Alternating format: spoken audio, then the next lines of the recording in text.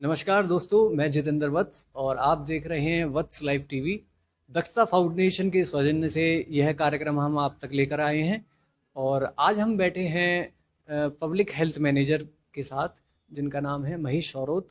तो आइए आज हम जानेंगे उनसे दो तीन सवालों के बारे में, जो कोरोना की जो लहर अभी आनी है, तीसरी लहर के बारे में जैसे चर्चाएं चल रही हैं, तो उन्हीं सब सवालों का हम जवाब लेंगे। नमस्कार सर, आपका स्वागत है हमारे चैनल में। सबसे पहले मैं आपसे ये जानना चाहूँगा कि तीसरी लहर के बारे में बहुत सुना जा रहा है कि तीसरी लहर आने वाली है, सोशल मीडिया पे तमाम खबरें चल रही हैं उसके बारे में और चैनलों पे भी। तो आपको क्या लगता है तीसरी लहर कब तक आ सकती है, कितनी इफेक्टिव हो सकती है और क्या इसका रूप देखा जा सकता है इस बार जो तीसरी लहर आएगी? बहुत बहुत धन्यवाद जितेंद्र वशिष्ठ जी। आप हमारे कंट्रोल रूम में आए, आपका बहुत बहुत धन्यवाद। आपकी सारी टीम का बहुत बहुत धन्यवाद। देखिए, जहाँ तक कोरोना की तीसरी लहर की बात है, जितनी भी अभी तक स्टडीज आई हैं, जितनी भी साइंटिफिक स्टडीज होती हैं कोई भी महामारी से पहले या महामारी के बाद, चांसेस हैं कि तीसरी वेव आएगी। और तीसरी वेव जो आने की उम्मीद है वो अक्टूबर या नवंबर में हम लोग एक्सपेक्ट कर रहे हैं। ऊपर वाले से दुआ करते हैं कि तीसरी वेव ना ही आए। लेकिन जिस तरीके से लोग घूम रहे हैं, जिस तरीके से लोग बाहर मार्केटों में निकल रहे हैं, मास्क नहीं पहन रहे हैं, तो दशहरा के आसपास उस समय हमारा रामनवमी वगैरह भी आएगी और दिवाली आएगी, तो उस समय लोग ज़्यादा घूमेंगे। और जो वायरस है वो म्यूटेशन करता रहता है समय समय के साथ, तो वायरस वायरस भी म्यूटेशन करेगा, तो उसका संक्रमण होने के ज़्यादा चांसेस हैं और तीसरी लहर की काफ़ी संभावना है। जिस तरीके से दूसरी जो लहर थी उसमें हमने देखा था कि लोगों पे, खास तौर से यंगस्टर पे काफ़ी ज़्यादा प्रॉब्लम रही थी। कम से कम 30 साल से के आसपास के जो लोग थे उनकी काफ़ी डेथ हुई थी। तो क्या लगता है तीसरी लहर ज़्यादा प्रभावी होगी? क्योंकि विदेशों में जो अब तक तीसरी लहर के जो आंकड़े सामने आए हैं, वहाँ देखा जा रहा है कि अभी भी काफ़ी डेथ हो रही हैं। और जो डेल्टा प्लस जो ये वायरस है, ये काफ़ी ज़्यादा प्रभावी भी बताया जा रहा है। तो आपको क्या लगता है कि यहाँ पर किस टाइप का उसका वो रहेगा प्रभाव? देखिए, जो दूसरी लहर में अचानक वायरस की उपस्थिति हुई, म्यूटेटेड वायरस था। अ, हम लोग समझ नहीं पाए थे कि ये लंग्स को भी इफेक्ट कर रहा है। ठीक है, इस वजह से दूसरा ऑक्सीजन की सप्लाई कम हो गई थी। लेकिन उस समय कुछ वैक्सीन्स वगैरह की भी कमी हो गई थी। लेकिन पुरानी गलतियों से सीखते हुए हमने ऑक्सीजन की जो कमी थी वो भी पूरी कर ली है। मीनवाइल में जो वैक्सीन्स की जो कमी थी वो सारी भी हमने पूरी कर ली है। और भी जो हमारे सिस्टम के अंदर कमियां थी वो सारी दुरुस्त कर ली गई हैं। अब तीसरी वेव के लिए हम, अगर आती है तो हम पूरी तरीके से तैयार हैं। मेरा आपसे दूसरा सवाल रहेगा कि बच्चों के बारे में सुना जाता है कि तीसरी लहर में बच्चों पर काफ़ी इफेक्ट पड़ेगा, बच्चों पे ये अटैक करेगा कोरोना वायरस। आपको क्या लगता है एज ए ऑफिसर कि आप क्या संभावना जता रहे हैं इस चीज़ से? देखिए सर, जितनी भी हमने अभी तक स्टडीज की हैं, हमारे यहाँ 1 लाख पॉजिटिव केसेज अभी तक फरीदाबाद में आ चुके हैं। मैंने खुद डाटा स्टडी किया है। उसमें 0.5% बच्चे ऐसे हैं जो 10 साल से कम उम्र के हैं जो पॉजिटिव आए हैं। तो 0.5 मीन्स कि 500 बच्चे ऐसे हैं जो अभी तक पॉजिटिव आए हैं। और अगर 10 से 20 साल की उम्र की बात करूँ तो 0.7% बच्चे ऐसे हैं जो पॉजिटिव आए हैं, यानी कि कुल 700 बच्चों के आसपास। अगर हम डाटा को देखें और इंटरनेशनली लेवल पे भी देखें या देश का भी हमने डाटा देखें, तो 20 साल से नीचे के बच्चे बहुत ही कम पॉजिटिव आए हैं। और जो पॉजिटिव भी बाई चांस आ गए हैं फैमिली कॉन्टैक्ट्स की वजह से, जिनके घर में कोई ना कोई पॉजिटिव था, उसकी वजह से अगर बच्चे पॉजिटिव आ भी गए हैं तो किसी भी, हार्डली किसी बच्चे की डेथ हुई है। उसका एक साइंटिफिक रीजन है, मैं आपको बताना चाहूँगा कि जो वायरस होता है उसको बॉडी में एक होस्ट की जरूरत होती है।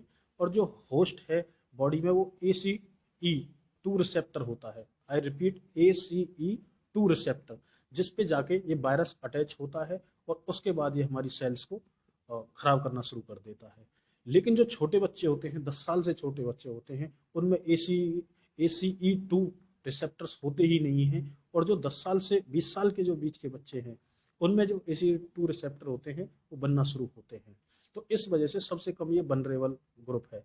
लेकिन हम मीडिया पे देखेंगे, सारा समय यही चर्चा चल रही है कि तीसरी वेव आएगी, बच्चों को इफेक्ट डालेगी, बच्चों को नुकसान पहुंचाएगी, डेथ्स भी होंगी। मेरे हिसाब से जितना मेरा समझ है और जितना हम लोग आपस में डिस्कस करते हैं, हम रिसर्च आर्टिकल्स वगैरह पढ़ते रहते हैं, उसके आधार पर ऐसा कुछ नहीं होने वाला है। क्योंकि वजह मैं बता चुका हूँ कि जो रिसेप्टर्स जहाँ पे ये वायरस अटैक करता है वो बच्चों में होता ही बहुत कम है, तो इस वजह से कम चांसेस हैं। लेकिन फिर भी हमें सावधानी बरतनी है, जितना हो सके बच्चों का अपना ख्याल रखना है। सर मेरा आपसे तीसरा सवाल एक और रहेगा वैक्सीनेशन को लेके। अभी जो वैक्सीनेशन हो रही है, वैसे तो लोग काफ़ी इंटरेस्ट दिखा रहे हैं वैक्सीन लगवाने में, चाहे वो मजबूरी है या फिर महामारी से बचने के लिए। अभी क्या लगता है कि जो ये अभी मौजूदा वैक्सीनेशन हो रही है, कुछ लोग अभी भी इसके बारे में बोलते हैं कि नहीं वैक्सीनेशन तो ऐसे ही है, तो आपको क्या लगता है ये कितनी प्रभावी है और इससे कितना फ़र्क पड़ेगा तीसरी लहर में? देखिए, जितनी भी स्टडीज टाइम टू टाइम दूसरी कंट्रीज से भी आती रहती हैं, हमारे देश के अंदर भी स्टडी होती रहती हैं। अभी तक स्टडीज ये कह रही है कि जिन लोगों ने वैक्सीनेशन कराया है 80% चांस है कि उनको कोरोना वायरस नहीं होगा। 20% चांसेज हैं, लेकिन अगर होगा भी तो आपकी स्थिति माइल्ड ही रहेगी, या सिर्फ आपको छोटे मोटे सिम्टम होंगे, आपकी सीवर या आपको ऑक्सीजन सपोर्ट वगैरह की ज़रूरत नहीं पड़ने वाली है। यानी कि आपकी जो सिचुएशन है वो क्रिटिकल नहीं होने वाली है। तो वैक्सीनेशन बहुत अच्छा है, प्रभावी है। सभी लोगों से हमारी गुजारिश है कि वो सभी लोग वैक्सीनेशन कराएं। मैं आपसे एक और सवाल करना चाहूँगा। वैक्सीनेशन होने के बाद अभी जैसे हमारे मतलब देखा जाता है मौसमी जो बीमारियां होती हैं, कुछ लोगों में उस टाइप के सिम्टम्स भी मिलते हैं, बुखार हो गया, जुकाम हो गया। कोरोना वायरस और जो वो बुखार या जुकाम या खांसी जो भी चीज़ रहती है, इन दोनों में अंतर कैसे निकाला जा सकता है कि ये कोरोना है या फिर ये एक मौसमी बीमारी है जो मौसम में होती है? अभी जैसे बारिश का मौसम चल रहा है उस हिसाब से।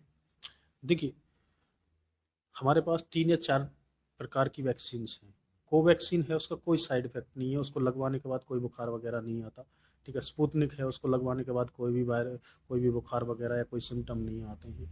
सिर्फ एक कोविशील्ड ऐसी वैक्सीन है जिसको लगवाने के बाद कुछ सिम्टम्स आते हैं, बुखार है, सिर में दर्द है, वो भी 1 या 2 दिन के लिए। और वो ministry of health and family welfare ने भी बोल दिया कि ऐसे सिम्टम आपको आ सकते हैं, तो आपको परेशान होने की ज़रूरत नहीं है।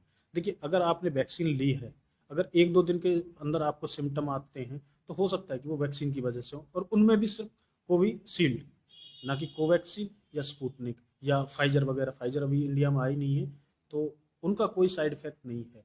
तो हम रिलेट कर सकते हैं कि 1 या 2 दिन के कुछ अंदर हुआ है, तो हो सकता है कि वो दवाई होने के बाद कुछ जो चेंजेज आते हैं बॉडी में वो हों।